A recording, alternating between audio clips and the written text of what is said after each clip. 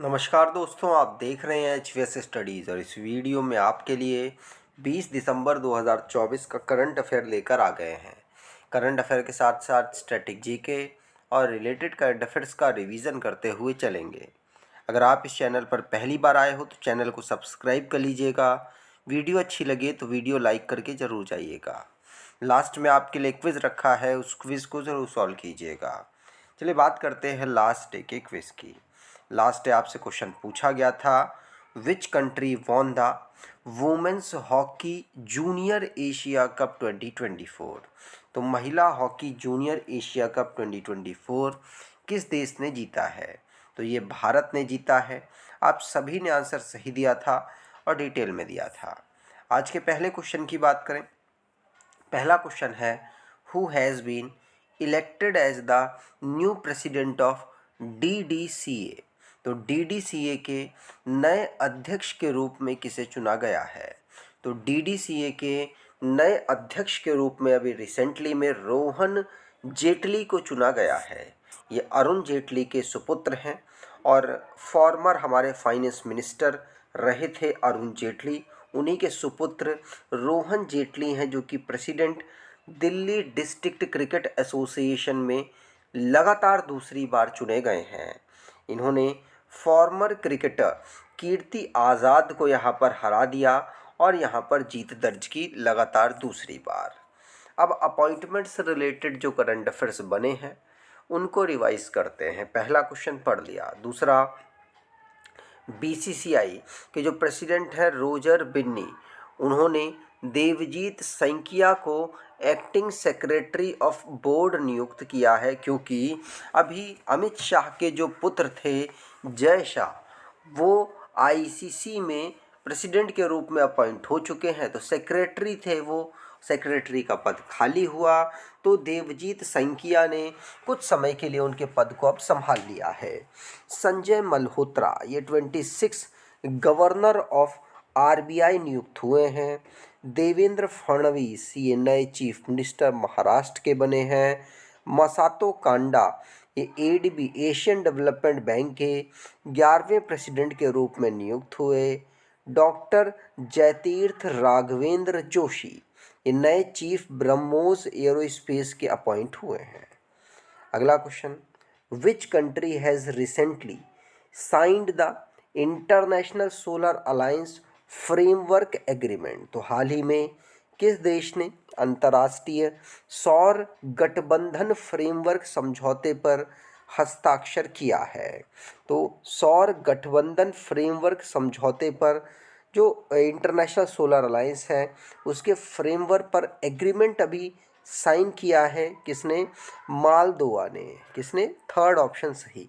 Member नहीं बना है, सिर्फ ऑफिशियली इंटरनेशनली सोलर अलायंस के फ्रेमवर्क पर एग्रीमेंट में साइन किया है मालदोवा ने। अगर इंटरनेशनल सोलर अलायंस की बात करें तो ये भारत और फ्रांस के कोलैबोरेशन से 2015 के COP21 ओकेज़न में जो पेरिस में हुआ था उसमें इसे इन दोनों देशों ने मिलकर बनाया, जिसका हेडक्वार्टर हरियाणा के गुरुग्राम में अवेलेबल है। मालदोवा की बात करें तो इसकी कैपिटल चिसिनाऊ है। प्रेसिडेंट माई संदू हैं। ऑफिशियल लैंग्वेज रोमानियन है और करेंसी यहाँ की मालदोवन ल्यू है। अगला क्वेश्चन, ये नेशन संबंधित जो करंट अफेयर्स बने हैं उनको रिवाइज करते हैं। पहला क्वेश्चन पढ़ लिया। दूसरा, ministry of port shipping and waterways के द्वारा इंडिया में मैरीटाइम हेरिटेज कॉन्क्लेव ऑर्गेनाइज कराया गया और जगदीप धनखड़ जो कि वाइस प्रेसिडेंट के रूप में अभी हैं और इनके अगेंस्ट नो कॉन्फिडेंस मोशन यहाँ पर उसका नोटिस अपोजिशन ने दिया है। India 68 session United nation commission on narcotics drug की होस्ट कर चुका है।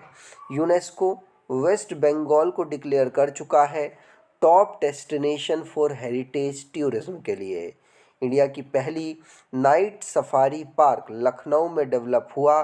ये उत्तर प्रदेश की कैपिटल है। अगर आप कोई ई बुक परचेज़ करना चाहते हैं तो डिस्क्रिप्शन बॉक्स में लिंक है, वहाँ से ई बुक परचेज़ कर सकते हैं। आपके लिए 2024 के करंट अफेयर्स की ई बुक भी अवेलेबल कराई है। अगर आप उसको परचेज़ करना चाहें तो डिस्क्रिप्शन बॉक्स ज़रूर चेक कीजिएगा। अगला, who has been recently appointed as the new managing director of SBI.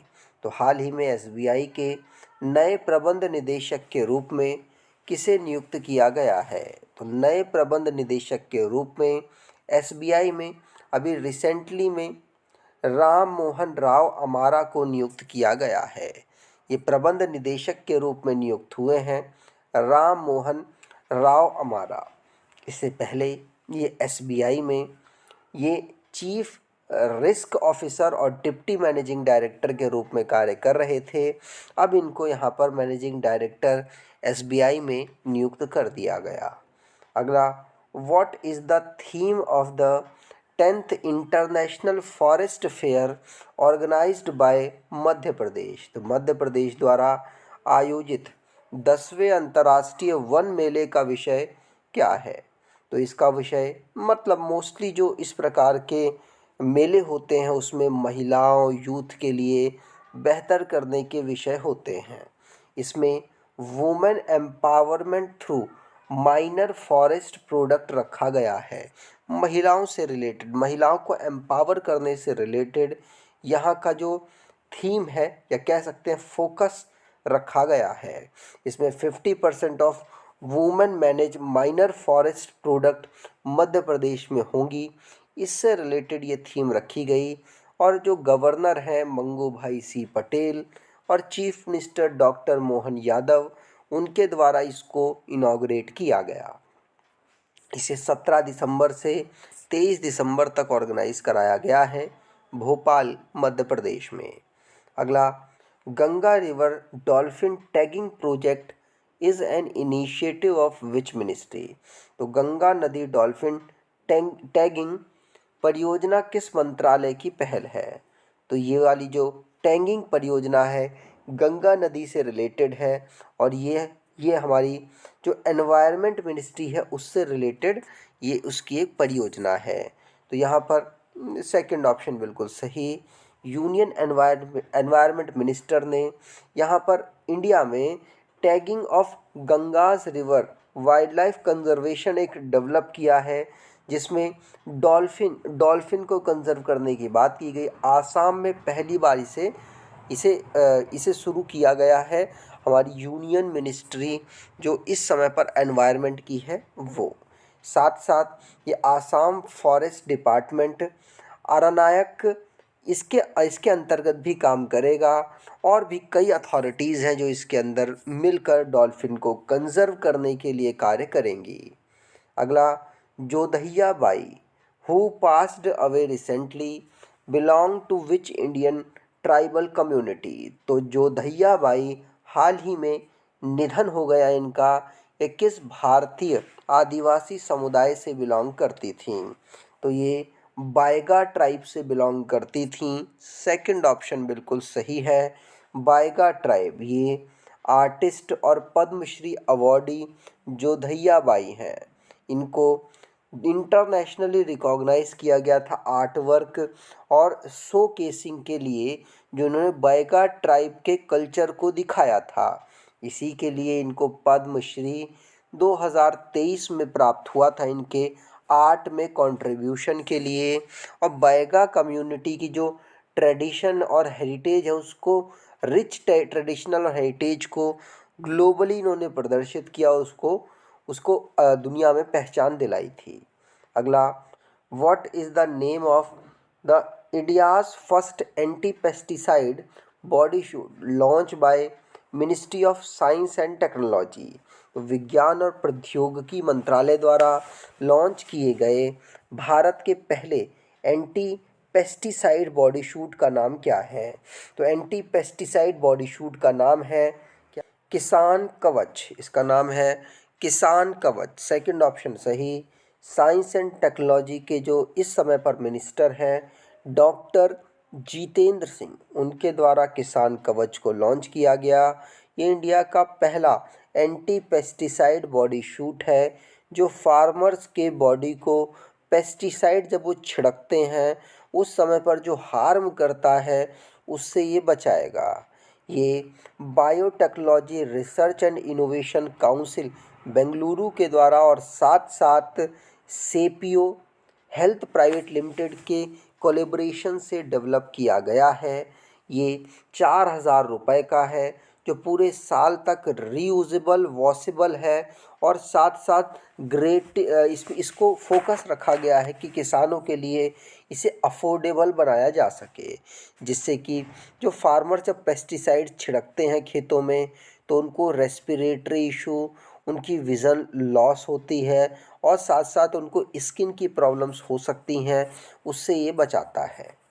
अगला, when is international migrant day observed every year? तो अंतर्राष्ट्रीय प्रवासी दिवस हर वर्ष कब मनाया जाता है? तो अंतर्राष्ट्रीय प्रवासी दिवस हर वर्ष 18 दिसंबर को मनाया जाता है। थर्ड ऑप्शन बिल्कुल सही।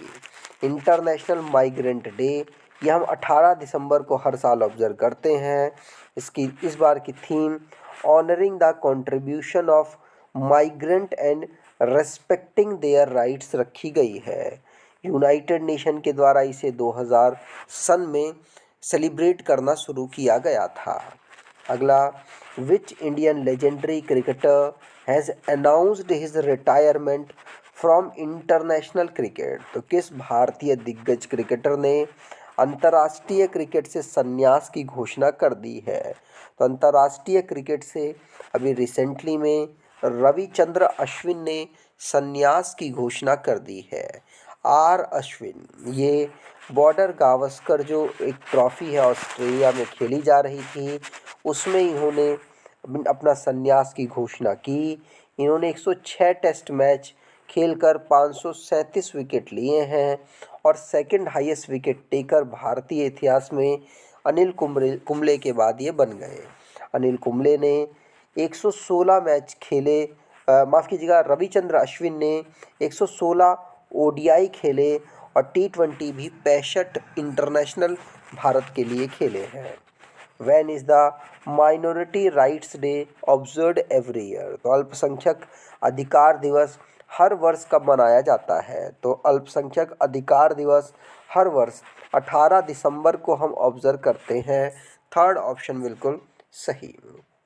माइनॉरिटी राइट्स डे 18 दिसंबर को ऑब्जर्व किया जाता है। यूनाइटेड नेशन के द्वारा इस डे को हम नेशनल एथिकल रिलीजियस और लिंग्विस्टिक माइनॉरिटीज़ को यहाँ पर प्रोटेक्ट करने के लिए 1992 में शुरू किया गया था। अब बात करते हैं लास्ट डे के करंट अफेयर्स को। लास्ट डे हमने करंट अफेयर पढ़ा था कि फ्रांस में फ्रांकोइस बेरो ये बन गए हैं नए प्राइम मिनिस्टर। इंडिया जिसने women hockey junior Asia cup 2024 को जीत लिया। चेन्नई में इंडिया की पहली डायबिटीज़ बायोबैंक को इस्टेब्लिश किया गया। कुश माइनी ये फिया फार्मूला 2 कंस्ट्रक्टर रेस को जीतने वाले पहले भारतीय बने हैं। और इटली ने अभी रिसेंटली में अर्जेंटीना के प्रेसिडेंट जेवियर मिली को सिटीजनशिप ग्रांट कर दी है। साकिब अल हसन बांग्लादेश के प्लेयर है जिनको बैन कर दिया गया है सभी फॉर्मेट में बॉलिंग करने से। और छोटे जो फार्मर्स हैं उनको प्रोटेक्ट करने के लिए अभी रिसेंटली में ENWR based pledge financing scheme को लॉन्च किया गया है, जिससे कि उनके दिमाग में जो टेंशन है अपने प्रोडक्ट को बेचने की वो ख़त्म हो सके, जल्दी बेचने की जो प्रोडक्ट को ख़त्म उनकी स्ट्रेस हो सके। अगला, hydrographic survey and aid in navigation, ये INS निर्देशक को डिज़ाइन किया गया इस तरीके से जिस प्रकार से वो हाइड्रोग्राफिक सर्वे में और साथ साथ नेविगेशन में मदद कर सकता है।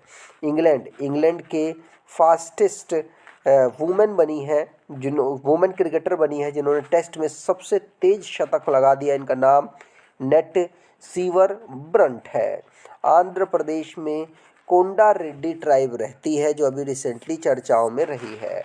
आज के क्विज़ की बात करें तो which country has recently signed the international solar alliance framework agreement. तो हाल ही में किस देश ने अंतर्राष्ट्रीय सौर गठबंधन फ्रेमवर्क समझौते पर हस्ताक्षर किया है? कमेंट बॉक्स में डिटेल में आंसर दीजिएगा।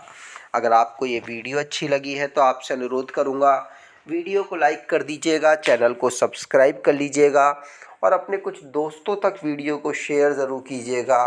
धन्यवाद।